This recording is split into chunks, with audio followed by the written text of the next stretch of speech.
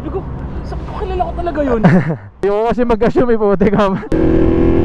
May trifighter rider? Vlogger to. Feel ko vlogger to. Dahil nabalitaan lang din namin ni Jao na merong bagong bukas expressway or daan na diretso na sa Tagaytay. Sobrang smooth tong bike. Ay! Para sa mga rider talaga na naghahanap ng adrenaline tong hypermotored, guys.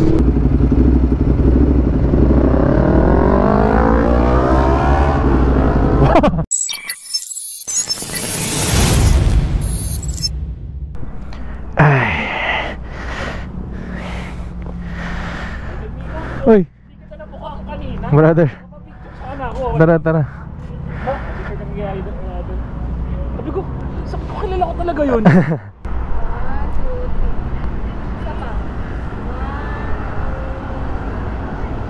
Alright, thank you bro. Pangalan mo? Romel brother. Ayun o, sakto. Motor din ako. Nakakita ko lang kanina. Oo nga eh, narinig ko. Parang kilala ko talaga to. Ayoko kasi mag-assume po, teka. Anong motor mo? Naka Ninja 400 po. 400. Oh brother, ingat ah. Bale, palis na ba kayo? Oo, palis na. Ingat. Hello, big shoutout sa kanila guys. Ang ganda ng place na to, ano? Ayun o. Dito ko sinut yung yung sa Monster, di ba? I don't know if you guys remember. Ayun, lalabas natin yung hypermotor natin. Ito yung first time natin i-ride yung motor. Gagamit tayo ng expressway. Pupunta tayo ng Tagaytay. Kasama natin actually si Brother Joe. Ayun o. Nag-shoot siya doon o. Di ba? Ganyan mag-vlog si Joe Moto. Ayun o. Complete production. One-man team. Di ba? So, ito first natin gagamitin to sa expressway. After nitong ma-refresh. Kumbaga, refresh lang naman, hindi naman siya desmo, pero refresh. Diba, like I said sa previous video natin, sobrang natuwa ako sa performance after ko daling kay Emong. So, ngayon natin siya matitesting, guys. Dito natin malaman kung talagang decidido ba akong nag-hesitate na ako ibenta siya. Pero, as much as ayoko siya ibenta, talagang kailangan din siya ibenta kasi nga, we have future plans for 2024. Because of its performance, at kung wala namang kukuha at ako nagpa-desmo nito, baka mapilitan tayong hindi na lang siya ibenta. Napaka-grabe pa rin naman ang performance nito. So tara, tignan natin siya sa kalsada. Ay, kasama pa natin si Brother Jao. Jao Moto. Babakbak ba tayo? Ay, bawal pala, bawal. Bawal bumakbak kasi magbablog. Ayun, naisipan namin magtagaytay ni Brother Jao. Sakto naman, mabuti maganda-ganda ang weather. Hindi masyadong mainit, hindi masyadong makulimlim, hindi parang huwag naman mabati, di ba? Gamit niya ang kanyang ZX-10R. Gamit natin ang height ng Hyper A21.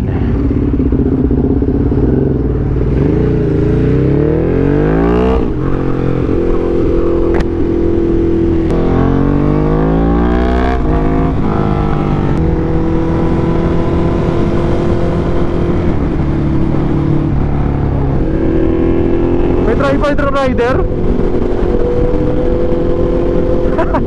Vlogger to. Feel ko vlogger to.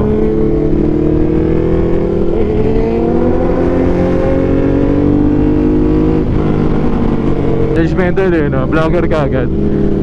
Basta may camera sa helmet, tapos may dalang tripod. Vlogger yan, vlogger. Hingi tayo sticker. Mag vlogger, hingi tayo sticker. ZX-10R.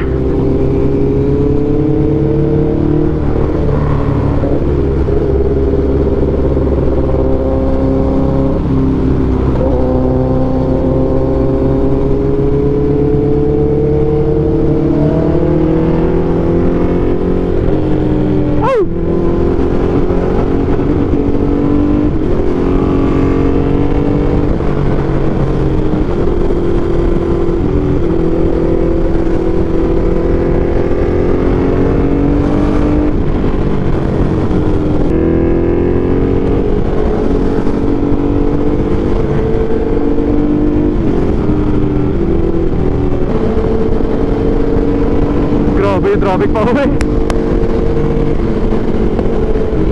Parang ayoko na muna umuwi. Calex.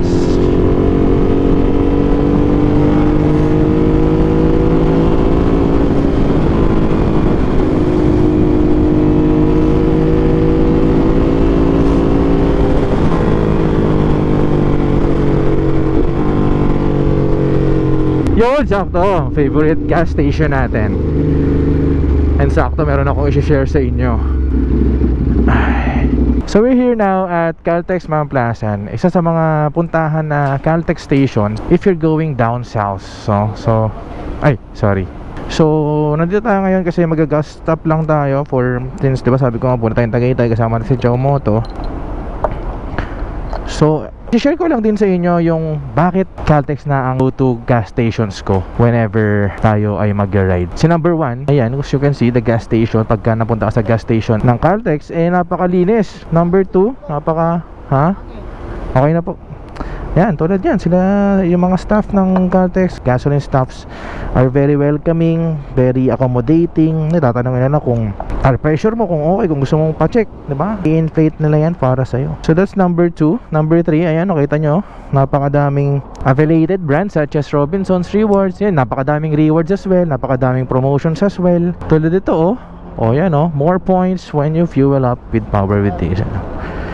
Thank you, sir. Yung langis nila, of course, ayun, as you can see, lapitan natin yung langis nila. There are a lot of variants ng langis para dito. So we have for kotse, of course, and syempre pang motor. So I'll show there yung ginagamit nating langis once again. And sa dami ng nagbubukas na Caltex stations nationwide, pwede mo nang makuha yung langis na para sa'yo, di ba? Sa mga ganyang klaseng engines, kailangan mga top end yung mga langis na ikakabit mo. Samahan mo pa ng high class na fuel, diba? Talagang it will give you a 100% performance na gusto mo. So nagtanong ako kay Kuya, meron pala silang langis guys. Ito yung sinasabi ko sa inyo. Ito yung Super 40 fully synthetic na 5W40 API-SN Jaso Matu Zoomtech Core Plus technology that keeps your engine cool para ma-prevent niya yung damage sa engine nyo due to heat. So yun talaga siya ang pinaka-purpose nito. So very good oil para sa mga motorsiklo nyo, lalo na sa mga high-powered engines. They got the highest API-SN rating for motorcycles, yung langis nila. Yung rating, API-SN rating.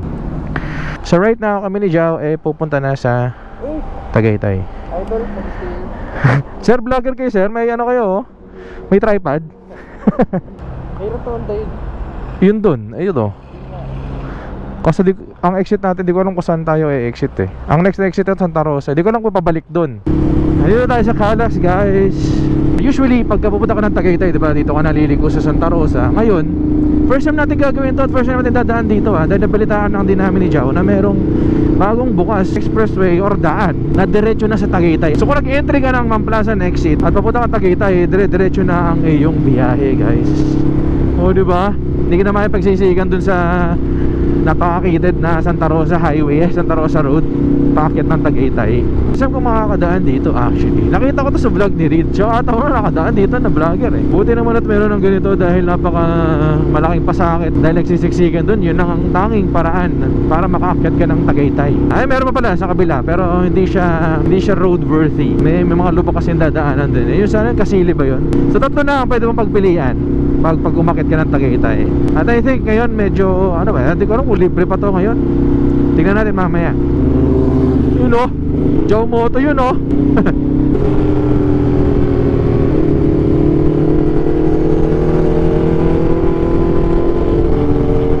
Taray, may camera na dito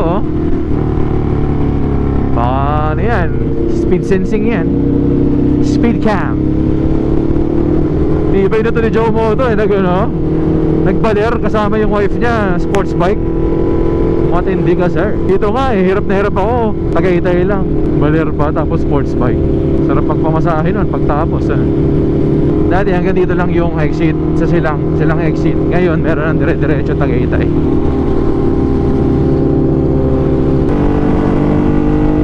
Dito guys sa high speed, sobrang smooth tong bike.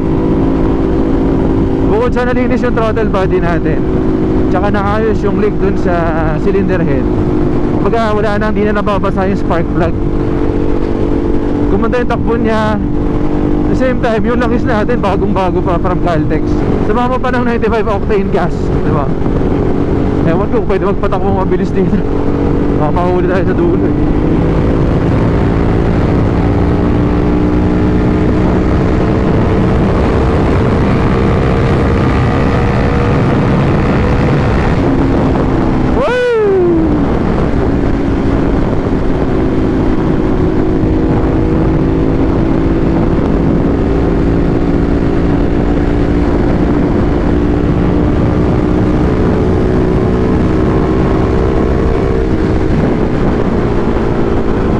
gagawin. So, okay. So, gagawin pa ata yung okay, gagawin pa yung papuntang Tagaytay. Di ba pala siya talagang Tagaytay? Sorry na. So, we're going to exit. May ginagawa pa guys, oh. Talagang tutumbukin na yung Tagaytay dyan. So, sabi doon sa signage, we're going to exit Aguinaldo Highway pa din pala. Parang kaila Jow Moto pa rin pala ang lagpas natin. Sana pala di na kami nag-expressway. Putik na yan. Kano? Wala po kayo entry? Wala eh. Saan po kayo nag-entry? Sa ano? Nubali 33 po. Magkano pagkagaling sa SLEX? Ano po? Magkano paggaling sa SLEX? 64 po. 64 guys, 64 pag galing kayong SLEX. Pag Nuvali, which is doon kami galing, 30, ano lang? 30, ano ba? Nanungutan ko, 36 ba?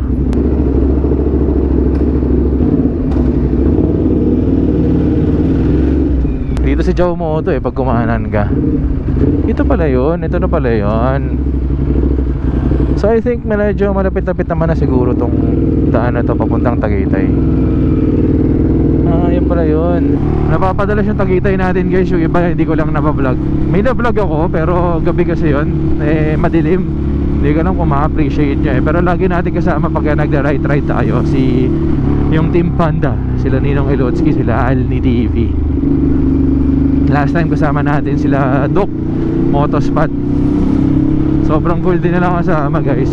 So pag-vlog tayo pagka maaga yung ride natin or breakfast ride tayo, mag-vlog tayo, papakilala ko sila sa inyo.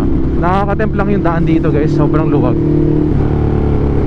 Pero huwag kayo magpapanil lang dito kasi biglang may mga tumatawid na tricycle, na jeep.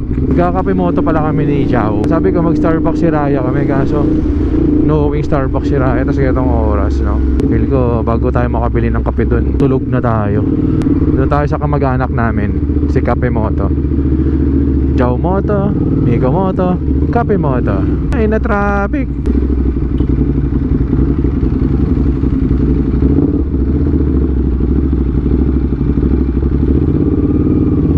Naalala ko si Jow Moto pag nakikita ko yung Shell station na yan.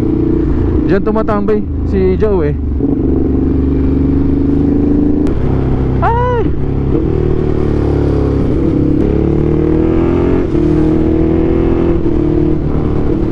Sarap! Naka-hyper! Napaka-responsive!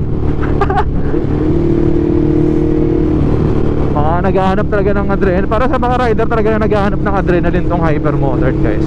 Swear. It's a good bike. It's a fun bike.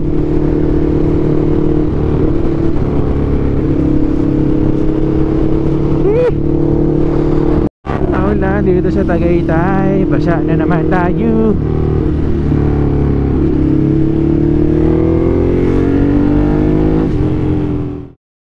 Kape Moto. Ayan o. Siyempre kasama natin si Idol Jow Moto. Kano-ano mo si Kape Moto, Jow Moto? Kapalit sa nanay na actually accident yun. Hindi nasadya. Yung bikes namin o. Galing kami, di ba nakita nyo kanina, galing kami sa Daanghari. Umikot lang pala kami ng expressway. Ang tagos din pala namin, hindi Aguinaldo Highway. So, unang-unang gagawin mo pagka nagtagaytay ka, magbubulalo ka. Yan ang in-order natin, bulalo, di ba? Authentic yan, bulalord. Yan, big shoutout sa mga management na Kape Moto. Yan yung place niya guys. Hey brother, kamusta? Okay ka naman? Yan o. Okay, suwi na tayo. Yun lang naman, quickie, Tagaytay. Guys, baka di ko na rin kayo masama pa uwi ha, kasi for sure marami tayong traffic na dadaanan at maulan. Big shoutout sa Kape Moto. Minsan daw pinapalabas tayo dyan sa na yan Yan dyan sa TV na yan. O diba, malay angas. Big shoutout kay Brother Jow for this ride. Meron ba? Tambay kayo dito guys pagka napunta kayong Tagaytay. Goody pag gusto nyo lang chill ride, chill tambay.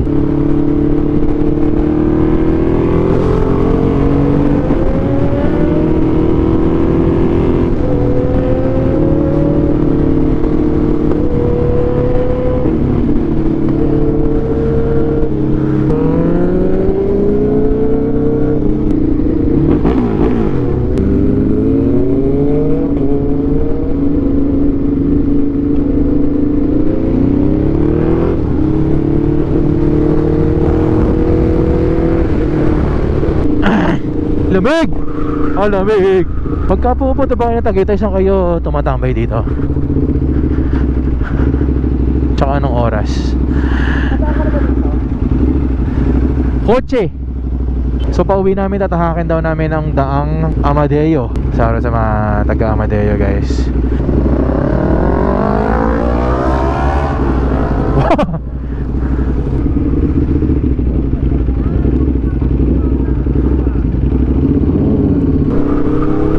Alright guys, baka dito ko na-end yung video. Maraming salamat sa pagsama. Thank you Brother Joe for this ride.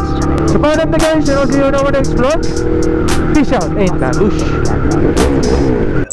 Run it up outside. You can meet me on site if you wanna go outside. Talk cheap, pay the price. Run it up outside. You can meet me on site if you wanna go outside. Talk cheap, pay the price. I've been up no sleep. I'm a big dog. You ride with the sheep.